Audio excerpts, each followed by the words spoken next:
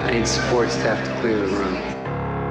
Stand up and walk, now. Hello, and welcome to The Watch. My name is Chris Ryan. I am an editor at TheRinger.com, and joining me in the studio, it's Andy Greenwald. Oh, more modest today. We're modest today because we have a modest little mailbag we're going to do. We're in a little bit of like an in-between time, Andy, with shows. You know, we were coming off of The Bear. We have Too Much on Netflix, which I think we'll get to at some point. We have, there's actually a couple of shows on Netflix that You're doing The Secret with that one. Okay. You're putting it into the world that we're going to be talking about. I'm just telling people, I'm watching developing situations across streaming networks. The Watch is still, our mission is still television. But, you know, there's a couple of shows out there that I'm going to try and get caught up on during my short vacation. Eastern Gate on HBO Max comes highly recommended. Families Like Ours, which is recommended to us through our mailbox as like a kind of Eternaut, but for Denmark, is interesting. It's Thomas Vinterberg, another Round director. Oh, hell yeah. Okay. So that's an interesting series I want to check out. But we have this moment before Alien Earth, before The Paper, before a couple of other shows that I know we're looking forward to, where I thought we could do a mailbag. I think it was a great thought, especially because, man, email is where it's at. You know, email is still... You doubted the email, but it's really good. I didn't doubt it. I mean, as people who listen to the pod regularly know, you guys had the no good emails filter set. It was tough. Kaya and I, mistakes were made. I don't know what spam filter we had on, but essentially I was like, damn, I only got like 5 emails. I've been doing this pod a long time. It turns out there were hundreds of emails. They were just in my spam filter. It's first of all, thank God you found them because these are exceptional questions and they're very kind and thoughtful, and I look forward to getting into them. I also am so happy we're doing it this way and not your alternative suggestion, which was just responding to Spotify comments, which, you know, I think probably would have been a spikier episode of the show. Sure. But why don't we start here? This is a little bit of a backwards looking question, but I think it's a good one. It's from Alex. Okay. Been listening since Grantland. Thank you so much for doing that. Thank you for your service, Alex. I'm turning 40 this month and realize I've been listening to you guys talk for more than a third of my life. Hold on. Okay. All right. Go on. What is the most memorable exchange you've had on the show, whether with a guest or with each other? Or is there a bit of wisdom that has stuck with you? For me, it's Andy's conversation with Jenny Lewis in the Voyager era. If there's any way I can still listen to this one, please share. First of all, I would love to know what is that on the Andy Greenwald show? Podcast show? Yeah. It sure was, Chris. Yeah. Not only was that from those halcyon days back in when it was still under it was when it was still under Grantland, but that was the interview where when I sat down with Jenny, she sang my name, which we then used as part of the intro. Oh. Wasn't that nice? I thought that was Church's music. So there was 2 eras. Grantland era, Andy Greenwald podcast. Jenny singing my name was the opening of it. Oh. Then when we relaunched for the Ringer era, Church's was kind enough to compose original music. Who did the music for Stick the Landing? My friend Giancarlo Volcano. Cool.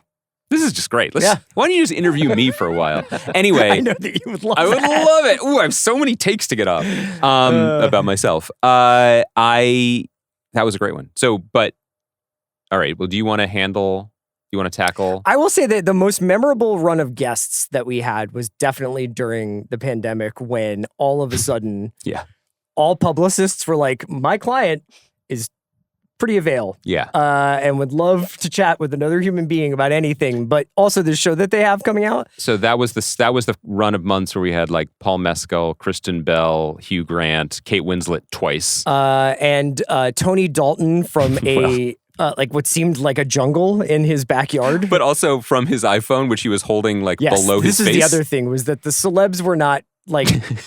They didn't have home podcast studios. Yeah. So they would often be like, yeah, I can jump on whenever. And it was like, yes, because you're doing this from FaceTime. But everybody had the Zoom app, so it was working. Yeah. So that was like a very funny, very humanizing stretch, I thought, for a lot of our guests. Obviously, Kate Winslet stands out. We've had a lot of people.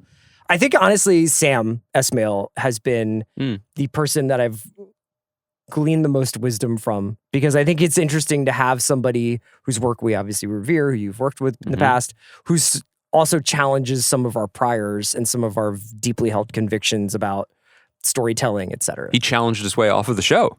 He sure did. That's, first of all, because people do conspiracy theorize about this. That is not true. Yeah. He is still welcome, and he also still berates us off mic when we see him. Yeah. With a question like this, I always have to shout out the great Almost Was, which we have talked about in the past. But the fact that there was a moment in 2016 when we were knee deep in negotiations for President Barack Obama to be on our show. I just really don't think it was that deep. I don't think we were I think it was ankle deep in negotiations. I think it was toe deep. Yeah. But that was so funny to me. What a time when he was just like, yeah, I'm almost done. Let's explore some alternative media. He's continued to do so. He was building the groundwork. Yeah. But do you think that we would be doing the show for higher ground if we had just spoken to him once? I don't know, man. It's like, I went back to that email and we're just like, we like to have a segment on the show called Who the Fuck Was That Guy? And the president could weigh in on which member of the fucking Stark lineage he's not familiar with. Oh, that's right. Luckily, there was nothing else for him to work on. I definitely... Well, first of all, let's leave for a moment, because I do want to talk about which moments you've enjoyed most with me. No, both of us together without guests. But since the listener asked about the solo stuff, as far as I can tell, every single thing we did for ESPN is gone. It's a huge bummer. Yeah. Briefly, I could, like, some things got copied to YouTube because of fandoms. I thought that there were some SoundClouds like floating around. Maybe a few. Like that, not to draw the ire of the Disney Corporation. No, but like the Rami Malek interview I did back in the day is like very much on YouTube. You have like a crystal clear recall for the things that you did solo. It's amazing. They were very meaningful. No, I did want to say that like that. I don't remember I wonder what the advice was from the Jenny Lewis podcast, because that was the podcast where she talked about the advice that Ryan Adams gave her about how, like, get the fuck out of here and go home and write Wonderwall. Yeah. Which, worked out for him. But there was a run when I did get to talk to like not all, but like many of my heroes, like Lindsey Buckingham and Tony Bourdain. And I wish that I had that audio. You got the memories. Or like we had George, like the first interview I ever did for the show when it was us, but I did, it was George Pelecanos. Oh yeah. And he's been on since, but like that was an incredible honor to be able to do that. And then the early Ringer solo pods where I had like Trevor Noah for a really long, really good conversation. I love that one. And the other one that was really good. Solo? Is that what I'm hearing? No, he's asking like good interview experiences. He has like one little parenthetical at the end. You can talk about the time that you spoke to Lewis Pullman. That's true, without you, because you didn't watch Out of Range. No, but also we were talking about this recently. There was the time that you did Jeremy Allen White solo, because you were like, I checked out the screeners for that new FX show. I guess I'm going to talk to the guy from Shameless. And I was like, yeah, go for it. I wanted you to get a little shine. Yeah, I mean, look, certain people gravitate towards different hosts. I don't know what to tell you. I think you have Jenny Lewis. I have Jeremy Allen White. I think let history be the judge. Yeah. I think Anytime Mentuk has been on with us is all-timer. Anytime Jakey J. Johnson's on with us is amazing. I do think maybe we peaked with The Slap. That's a long time ago. When we'd been a long down on the glories of that short-lived NBC show now. Well, it had a kind of freedom and purity that Barack Obama had when he was seeking out podcast opportunities in the last year in office. Do you know what I mean? Like, just the fact that we were completely making it up and just meeting we weren't even meeting in Midtown then. We were doing it coast to coast, right? You were in California. And there was just an absolutely absurd NBC show that we just devoted weeks to. I enjoyed that. I also always enjoyed talking to creators, showrunners, writers, like multiple times throughout the process of either a season or throughout seasons of shows. So getting to talk to Conrad K. and Mickey Down about industry, getting to talk to Jesse Armstrong about Succession, and getting to talk to Tony Gilroy about Andor has been really enlightening and also incredibly like entertaining for me. Catherine asks, hi, Andy, Chris, and Kaya. Love the watch and am in need of advice. I am a huge consumer of longer, quote, standalone media, movies and books, but really struggle with sticking with episodic viewing, i.e. TV shows. In the binging age, I have a lot of trouble getting myself to actually finish a season of TV, even if all the episodes are out. Weekly releases are much easier for me to consume, which is great with the movement away from binge drops with The Pit and White Lotus. I think this is because the eventification of the episode dropping makes it seem more exciting to my brain. The issue, however, arises with shows that are already out and already going. I haven't been able to get through The Bear, Severance, or Andor because I didn't watch them when they were airing. Now it feels like I'm too far behind to catch up, and it feels overwhelming to start when I know that I have trouble sticking with shows that are already out. But I also want to watch these shows and know what the hype is about. Do you have any advice for starting and sticking with TV shows when the sheer amount of content and lack of weekly releases feels overwhelming? I think you're describing a modern condition here, Catherine. I don't think that this is something that you should be ashamed of, for one thing. You certainly don't seem to be, but I'm just saying, like, there's, like, if you were like an avid or aggressive media consumer, I think that where you're at is a pretty normal place to be, which is feeling overwhelmed by choice and overwhelmed by the labor of keeping up with it, but maybe not getting. I think ultimately you have to be honest with yourself. Maybe you're just not getting something out of TV that you get out of books and movies. I would like to speak to that, but please continue. I just to share, have found this very funny thing happening. You know, I was like Home Alone this week, not like Kevin from Home Alone, but did anyone try to break in? Any of the dogs you were complaining about last week? I had some time to myself this week. And I find this new thing happening where I'll be reading a book or watching a movie or something or watching TV. And I just can't stop thinking about, like, either the next thing I'm going to be doing or what I could be doing instead. And it's that kind of, I definitely, like, chalk that up to scrolling. I chalk that up to lists. I chalk it up to, you know, constantly being aware of all this stuff. I think there's an age thing too, where you've kind of maybe passed this point of, like, oh, everything is new and amazing and a wonder. And you're now like, what vibe do I want to go for? Yeah. What experience do I want to make? Do I want to be watching a Western? Do I want to be watching a gangster movie? Do I want to watch, like, a really, like, trenchant Chinese drama? You know, like, there's so much stuff to choose from that I think I find myself getting a little bit distracted by my own brain while watching stuff. And I think my advice to Catherine is just, like, of the shows you're talking about, like Severance and Andor and The Bear, like, I think I would say that Andor probably has the most reward to risk payoff. Like, almost every episode of Andor has something really valuable to glean from it. But this may just be a situation where, like, you know, you're finding that episodic television is not the thing that you want to invest your time in, and I don't think that's a big deal. But thank you for listening to the pod, and please keep keeping up. Yeah. At least download every episode. Benny Gesserit voice. Obligation is the joy killer. Like, nothing takes enjoyment out of any exercise than, like, having to do it. It's true. But for a second, I was like, who's Benny Gesserit? I know, right? Benjamin Gesserit. He's my attorney. And I think that's a really real thing. Yeah. The sense of, like, FOMO or needing to keep up or needing to be a part of the conversation, it's a struggle if it's your job as a podcaster. It shouldn't be a trickle-down struggle for everyone else. I think the work that's good will be there for you to find it. But I also think it's really important as any kind of level of consumer of culture to remember that it's not supposed to be homework, to remember that finding pleasure in this stuff is an essential part of it. And it's not wrong to be like, this feels like I'm not in the spirit to watch American Primeval tonight or whatever. Like, because these dummies on the podcast said it was worth it.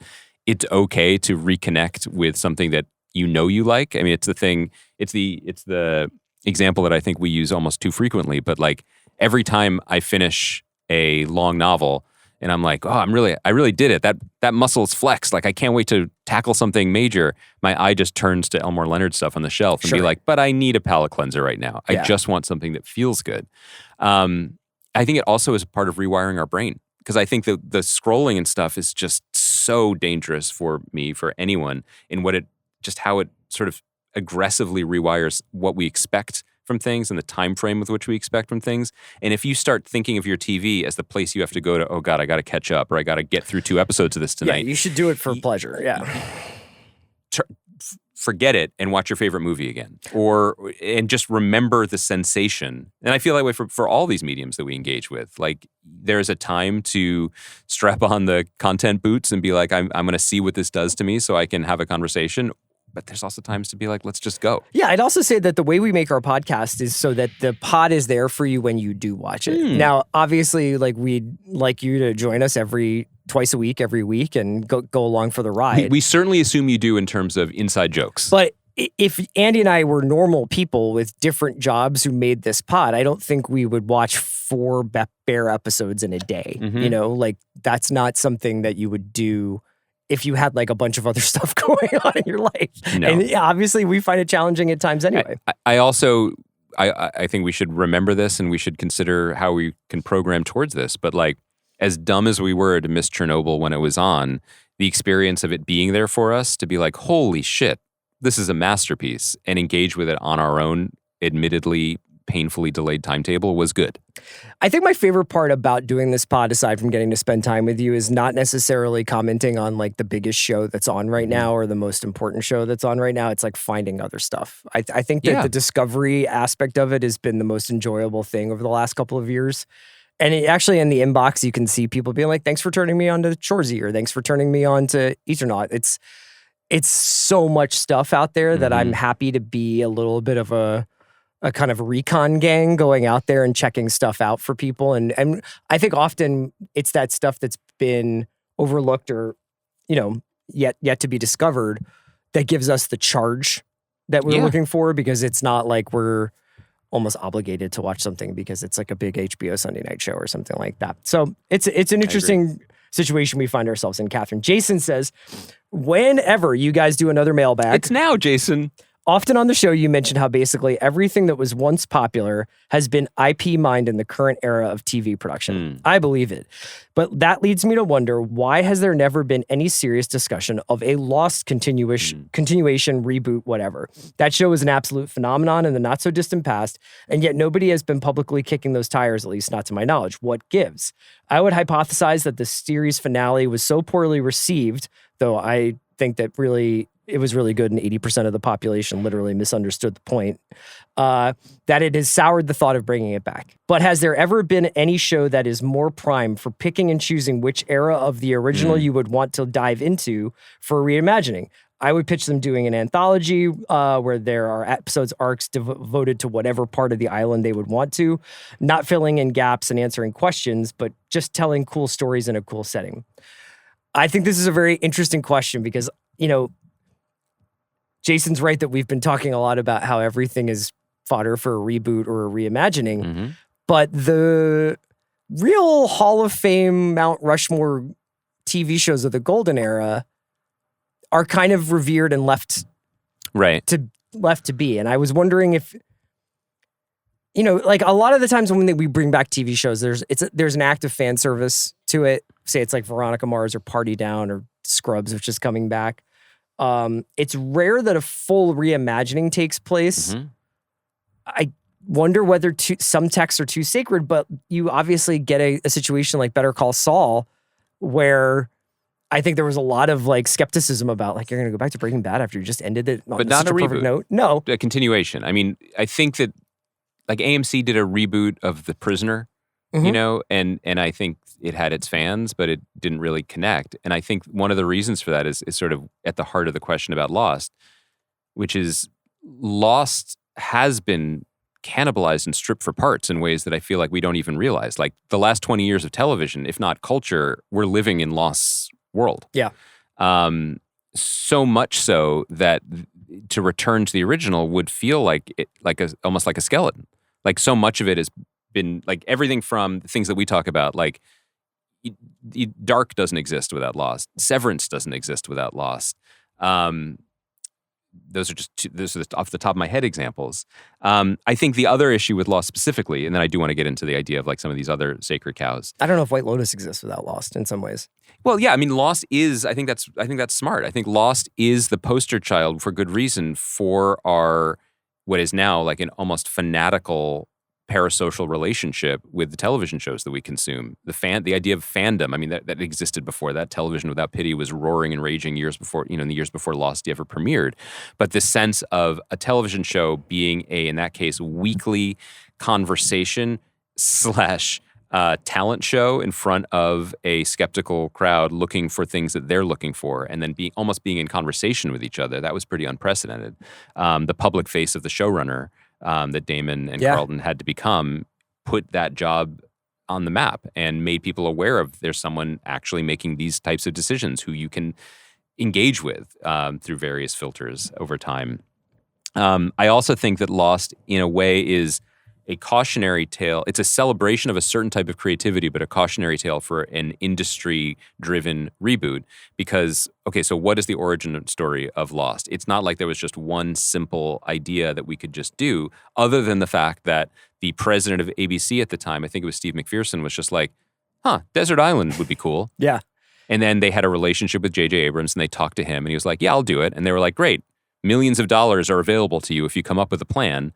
He called Damon. They came up with a couple ideas. They made up characters on the fly. They made up characters in the audition rooms when actors didn't fit the people that they thought they were reading for, but they wanted to bring in anyway. There was no plan. There were documents after the pilot was done. There were new documents when the writers changed after the second year, but it was a living, breathing thing in the way that television is not anymore, and due to the money involved, probably can't ever be again. I've said it before on the podcast, like that in the moment, creative, living and breathing, making mistakes, recalibrating, Nikki and Paolo, nope, we're going this way instead, is as much a contributor to what made the show transcendent as to what made the show infuriating. Yeah. It's a flash. Like we don't make culture that way anymore, partly because it is a big question mark on the ledger sheets of the streaming tech companies that own all this shit. You can't do it. That said, I'm not against the idea of a single chestnut of an idea, like an evergreen, go back to Greek tragedy, and it's just like, oh, people go off like the Odyssey or whatever. Some simple idea saying, here are creatives we like. What does this mean to you? Go. Yeah, it's funny because Lost had that bridge between the 22 episode fall to spring season of traditional television to eventized bifurcated season, shortened season. To let us end this and tell a story. Yes.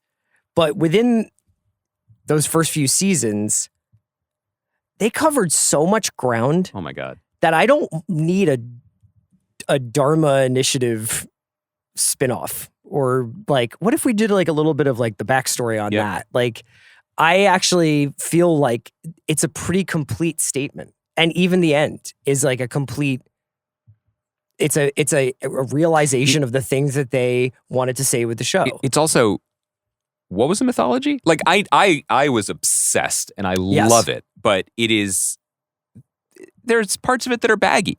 Damon will say there are parts of it that are baggy. Yeah. We still don't know who shot at them from the other outrigger. Like they left a lot of stuff. They left a lot of holes. Now, mystery, I think, is what makes good art.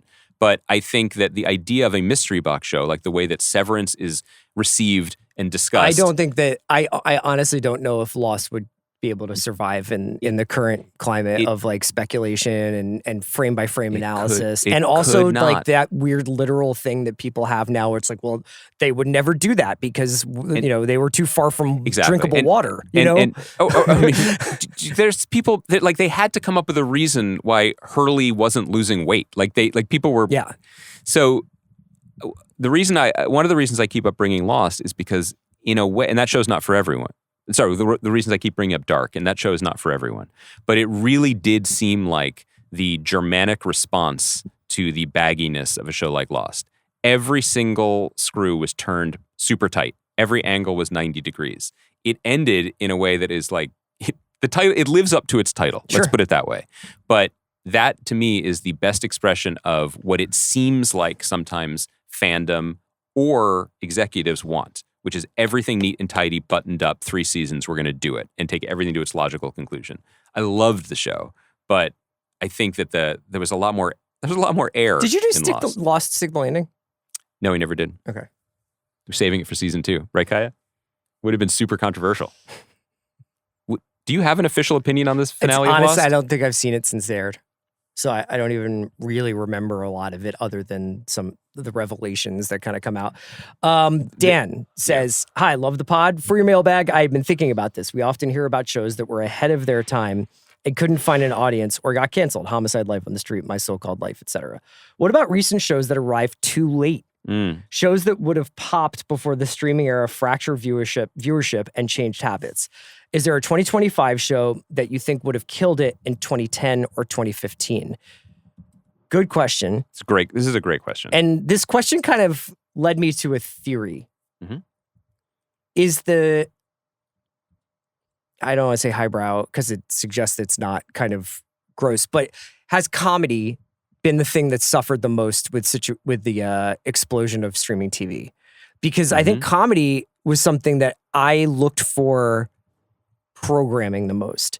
If one comedy was good on any night of a TV network, I would watch the next comedy because it was on the same network, or maybe it had some sort of connective tissue, different world, Cosby kind of thing, you know? We often talk about the NBC Thursday night thing, but I would go as far as to recall the Comedy Central run where it was like Broad City. Yeah, the Ken Alterman era at Comedy Central is outrageous. Kroll Show, Workaholics, Detroiters. Yeah. So it's like this, basically you had this patent of quality. You would be like, I'll try anything on this thing, on this network, especially this kind of show. So when I see shows like Adults or Dave or What We Do in the Shadows, and I think that they're modestly successful in their own ways, I wonder if they would be much bigger deals if FX had like a comedy night. They honestly, for all I know, do. I just don't watch FX on cable anymore. Usually when we talk about the development teams being like the elite development networks / teams being HBO and FX, generally what we're talking about is, attention-grabbing drama series. Sure.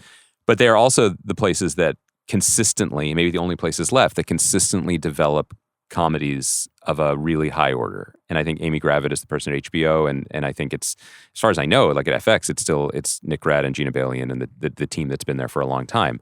I think those are still both really consistent deliverers of really high quality comedy.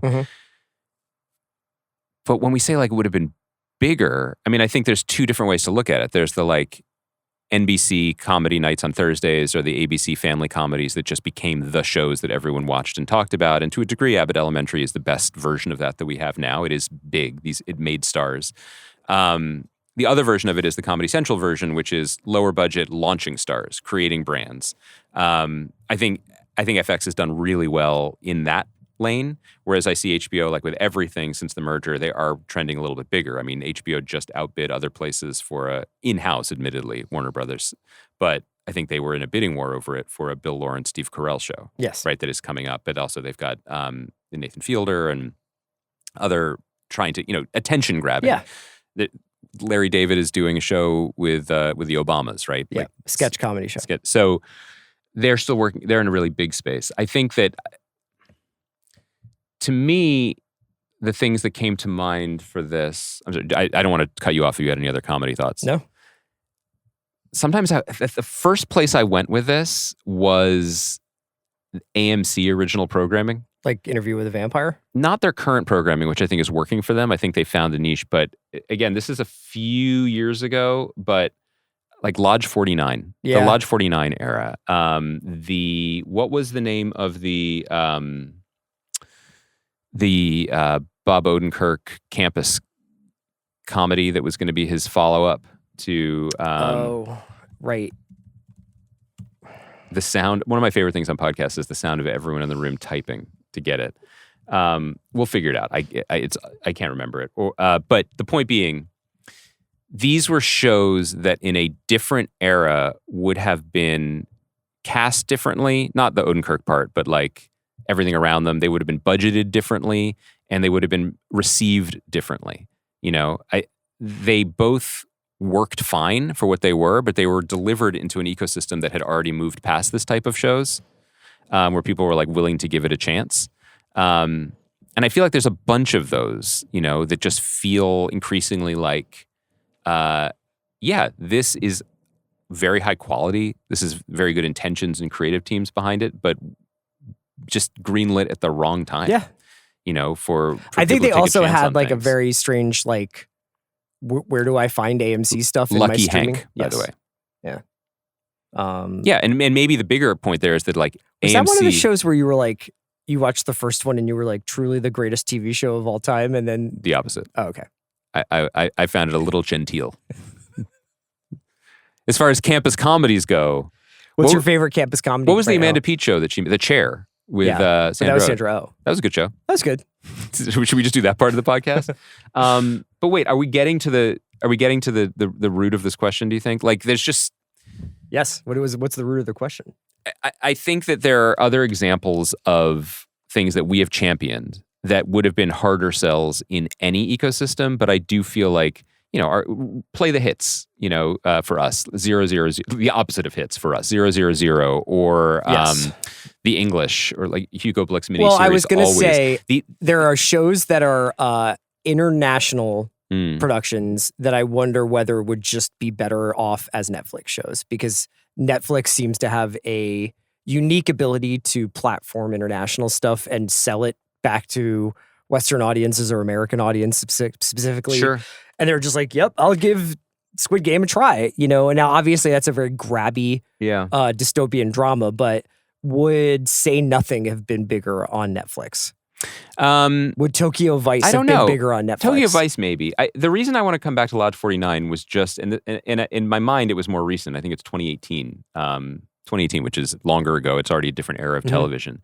But Lodge 49 is just like, its title was inspired by Pynchon. It was created by a novelist named Jim Gavin. It starred Wyatt Russell, who is now going to be in Avengers Doomsday, but, was an actor that we kind of liked from Linklater movies. And it felt like the kind of show that if given the right opportunity, because it was such a good hang, people would have found it and found their way to it. And that would have been doable for a network like AMC when it was still receiving tons of carriage fees no matter what.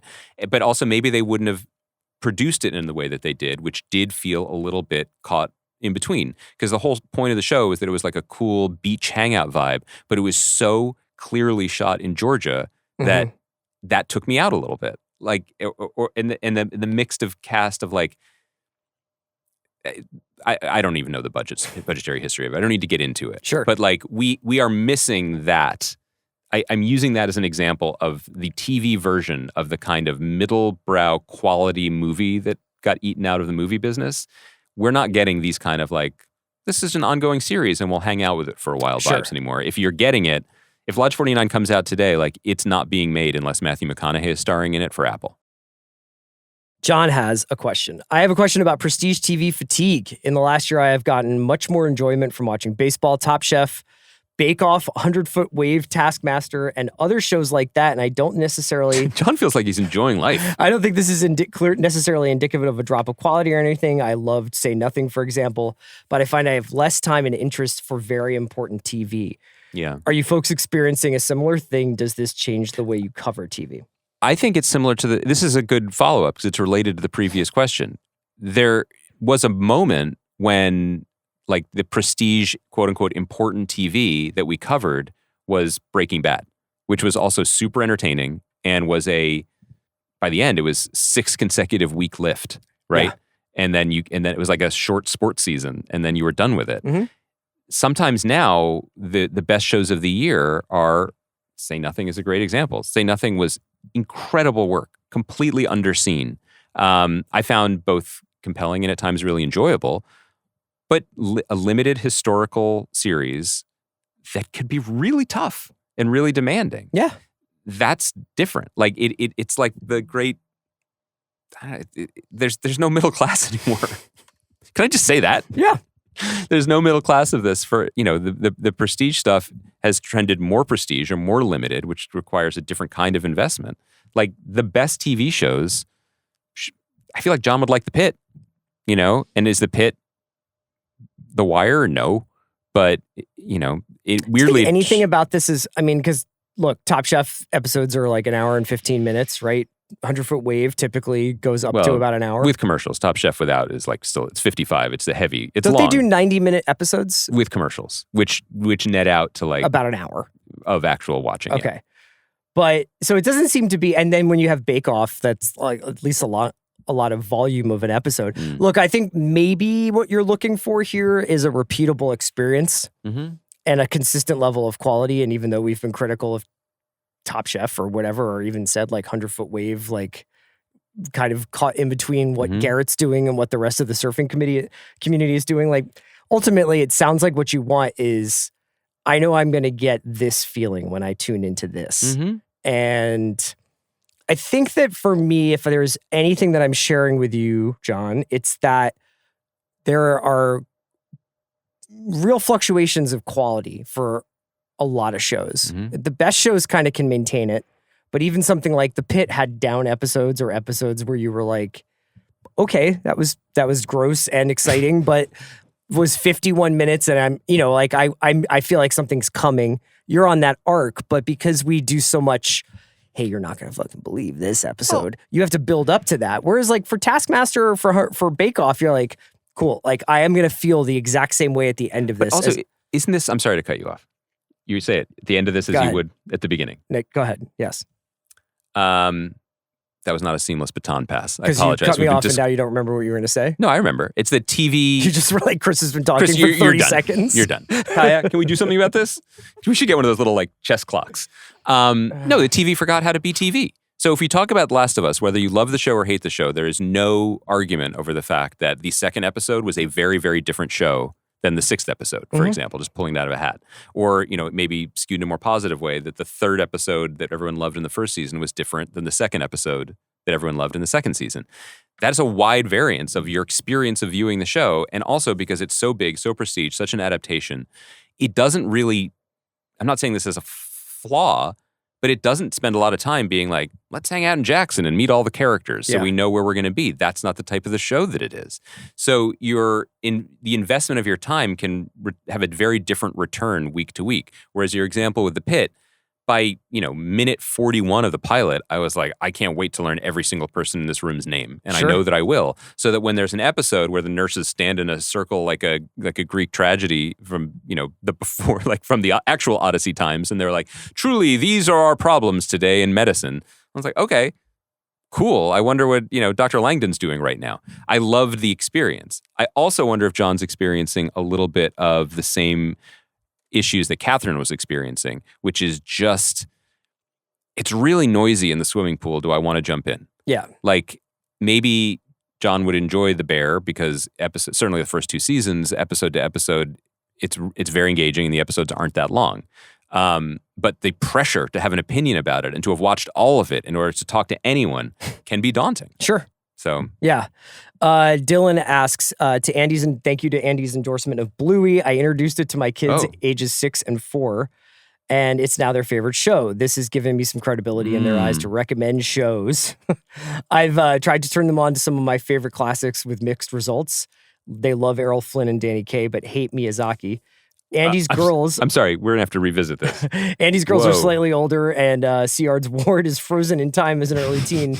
Thank you for listening. So I'd like to learn from their experience. What are your recs for films or TV shows from any era that will be enjoyable for me and for my kids? I think this is a really tough one. Muppets. Muppets are really good generally. High quality across the board. The early movies especially, I will always watch. I love watching. The entirety of the original Muppet Show is streaming on Disney Channel, and a lot of that, Disney Plus, and a lot of that is very much adult coded in ways that are really fun. So I think that is a reliable indicator of everyone being pretty happy. Beyond that, like there are certain classic era Disney movies like Mary Poppins that are just phenomenal. Always.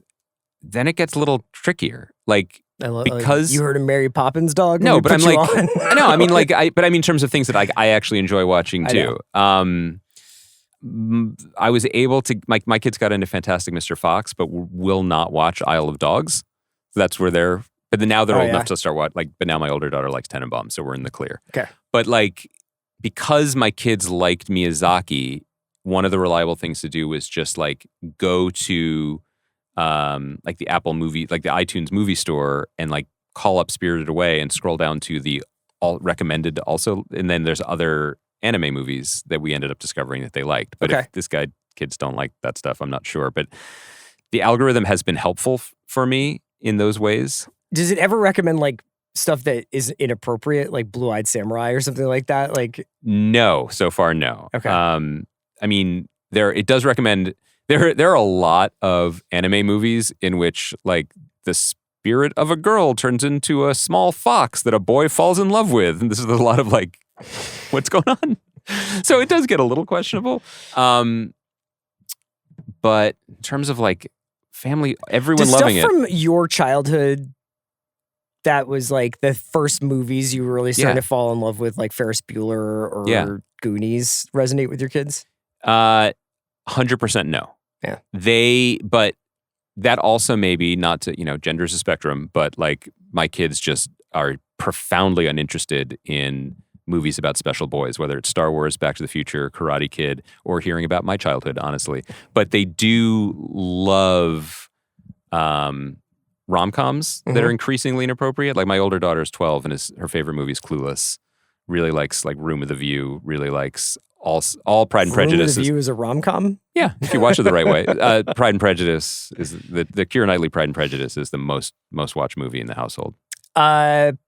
Steven said, here's my mailbag question. Nothing for your ward, by the way. No, I don't. Commando. I don't have anything for them. Like, I mean, like to me, it would just be, I think the biggest change that I feel like has happened is it didn't feel like there was as much age appropriate stuff for us when we were younger. And so the constant fight was, I want to watch the thing that's just a few years too old for me. Yes, we were pitched up, which my younger daughter has to deal with. And I was much more like, I want to get away from the kid stuff as fast as possible. You know what I mean? Like I was like always like trying to sneak around a door to see Miami Vice on TV. Yes. Like that kind of thing. And now if I had as many options, if there was so much stuff marketed to me when I was 8, I don't know if I would have been like, oh, I want to know what's going on Moonlighting, I think that it's amazing how much high quality stuff there is for kids. I think another show that they fell in love with that your older kid might start to get into is like Owl House was a Disney show that they loved. It's really smart, but it is a completely different thing to be catered to constantly versus just trying to age up to the point where you can plausibly rent Kentucky Fried Movie. Steven asks, with the rise of international television breaking into the mainstream in North America with Squid Game, Dark Money Heist, and more recently Eat or Not, when you watch foreign language television or films, do you prefer subs or dubs? Subtitles or dubbed versions? Never dub, dog. Subs only. I never dub. I tried it because I was curious with Eat or Not for a couple of scenes, and it just didn't have like any emotional quality. I think I'm sure the voice actors tried their best, but like it's just kind of like reading. It's not. It's not acting. And I wonder if that will get better. I wonder if certain artificial intelligence programs might. I know you don't have the answer to this because we didn't prepare this level of data, but like I do wonder, Netflix, like what percentage of people are doing dubs versus subs? I mean, there's a big, it's whether you're second screening or not. So you cannot watch Eat or Not and also look at your phone for extended periods of time because yes, you can follow along visually, but you'll miss some nuance of these characters who are oftentimes like it's off-screen voices and stuff like that. Like, so I think that is the sort of major thing that why people might choose to have dubs on. I think also from what I've heard anecdotally, culturally, people who grew up in non-English speaking countries are more used to dubs. Like a lot of the material that they saw was dubbed growing up. So that is a more it's not a barrier to entry. The flip side of that is what's interesting to me. It's not in the question, and maybe we'll have other opportunities to talk about it, but everything is subtitled now, and so many people watch things with subtitles intentionally, not just like my parents putting subtitles on The Wire because they literally didn't understand what any of these people were saying about any subject, but more the fact that like everything on TikTok and even on Instagram, like the clips from this are subtitled. But that's also, so sometimes people just are looking at their phones without the volume on and they can just like, right, but it's normalizing reading subtitles and normalizing looking at that part of the screen and it does change, I think, people's relationship to, like when I put subtitles on things, or if they just automatically come on, English speaking things, I am reading ahead. And so I'm not really keyed into performance. The only time I've tried to not do it, because I do find that it's a different viewing experience to read something even as you're trying to process a frame. Mm-hmm. I never do it with movies because I just feel like that is not the way that a film was meant to be seen. And yet, that being said, I was just watching Tenet again this weekend, and that movie is not mixed well. Like the dialogue is not mixed high enough to be able to even come close to understanding all the shit that they're talking about. I fucking love Tenet, but like when you turn the subs on, you're like, oh. But also there's an element of I think this came up when we were talking about Andor. Like there have been moments when watching episodes of Andor, especially rewatching them for the pod, where I've thrown subtitles on just to make sure I've gotten something, and I see something that I absolutely... For sure. But it didn't matter. I understood that Partagaz was saying, like, referring to some munitions project. Yeah, like he's like, you got to do this. But I didn't know that was also the same thing that was referenced 3 episodes ago or something like that. Yeah. Chris and Andy, in a slow TV period, I'm wondering if you have any recommendations for under-the-radar shows that maybe pre-exist your podcasting careers. Whoa, boy. I feel like we've done this. This is from Nate. We've tried to be like pretty open about like the shows that we loved growing up, the shows that we loved when we were first in New York together. And they're ones that I feel like are just now accepted parts of the canon, like Friday Night Lights. Yeah. Like I think people get that that's amazing. I wish, I did podcast a little bit about it on Sick the Landing, but like that I don't think that's a secret. I came across the other day, one of my favorite things to happen on the internet is when I accidentally find myself on a Wikipedia page for a season of 24. You were so into 24. And you're just like, the president's twin is like... You were so into that. I was really into the first 3 seasons of 24. And politically, you were really into Jack Bauer's methods. I remember that was more Nina's, but yeah. Oh, yeah? This morning at breakfast, my younger daughter asked me something that she's asked before, which was, when you were my age, what were your favorite TV shows? Which is such a strange question, going back to what we were saying before about like what was available to us. Because I was like, when I was 7 or 8, everyone's favorite TV shows that year were The Cosby Show, Family Ties, Growing Pains. Like that's what everybody watched, and I was like explaining that they were comedies about families. And then she stared at me for a minute and she said, "Are they the shows with the fake laughing?" And I was like, "Oh, that's interesting." Yeah. And she goes, "I hate that." What do you mean you hate that? What do you know? Then I said that, and then I stormed, "Make your own breakfast." It was a great bit. I have to. So I carved out some time towards the end of this pod because we have so many emails. Okay. Asking us what we're reading. Oh yeah. What books we would recommend, and whether we would do another Summer of Dove type reading project. So I want to talk to you about this. Let's hash it out. Okay, so that was a very joyful time during a very dark period of American life in the pandemic. We were so fortunate, I think, to choose one of the greatest American novels, certainly of the 20th century. Yeah. And a book that contains such multitudes and is such a journey. I think it's tough, although I think we should make this a conversation, to think of another book or book series that has the same kind of populist but also artistic weight. That said, in the earliest days of Hollywood Prospectus Pod, we briefly started a Tumblr for our book club, our Double Down Book Club, which still remains, I think, on the internet as the only official register of like, we like George Pelecanos and Alan First, and here are the books that we like by them. So I don't know if it would be like a recurring, like, here is the Watches bookshelf, and we could like physically put copies up here next to the golden bananas that are here for some reason and have them here. And we would just do a little riff on why we like this book and then the world it opens up. Do we do like an Elmore Leonard episode? What of things that we love? I think an Elmore Leonard episode would be good. I find that Elmore Leonard's pleasures are not where I would be like, let's go back to what Jack Ryan was doing in this book. You know what I mean? It's not like the mechanics of the plot kind of. The way this drunk ordered a scotch from the woman with the cigarette was so amazing. Yeah. I have books that I can recommend that I've been reading this year, and I'm happy to do so. But as far as like a project, you're right. There was like a little bit of kismet around Lonesome Dove. I think it was the first time we had both read it. Yeah.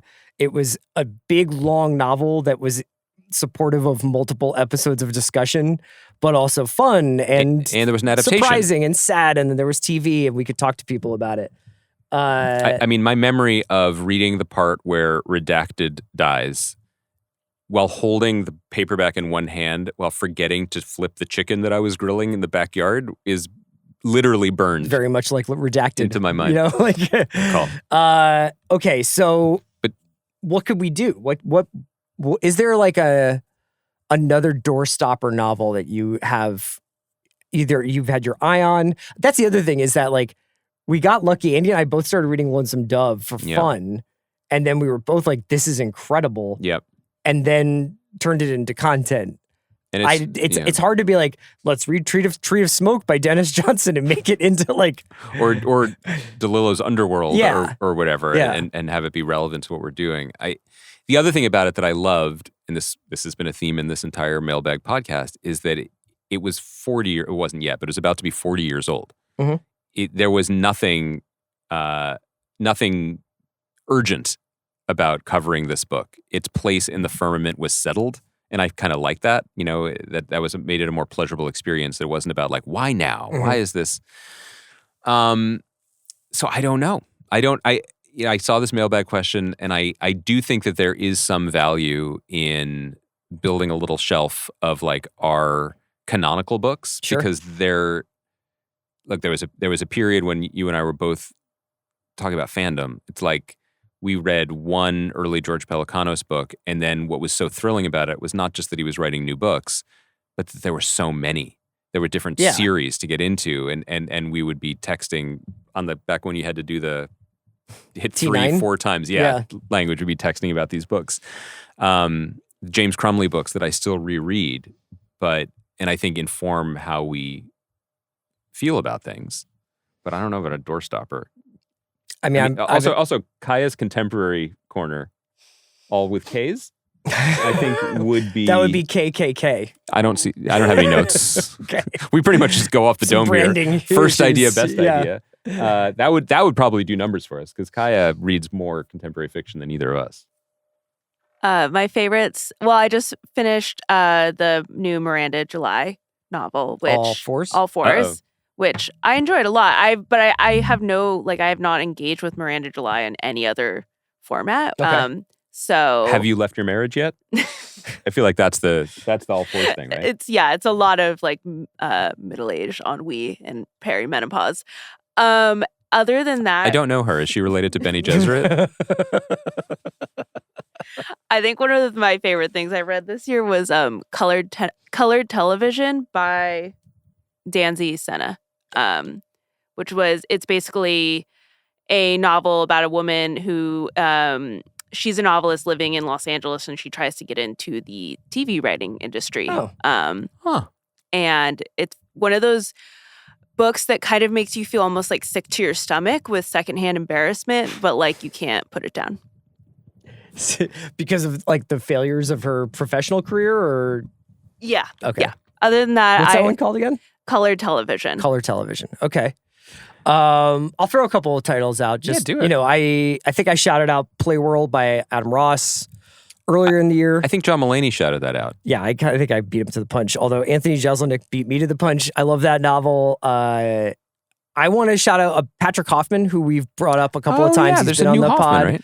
And there's a new novel called Friends Helping Friends, which is set in Colorado and is about a sort of small-time crook who gets caught between a white militia and law enforcement in a game of criminal enterprises. How's that work out? I wouldn't give it away. I don't want to do that. Mm-hmm. And yeah, other than that, I've been trying to get through Anna Karenina, which has been like my big project. That I did East of Eden last year. I try to like read at least one classic a year. I've read a couple of other books in my downtime from Anna Karenina because I can't travel with it. It's too heavy. Yeah. So I read America Fantastica, which is a recent novel by Tim O'Brien, who wrote The Things They Carried, which I liked quite a bit, and A Hero of France, which is just another Alan First banger.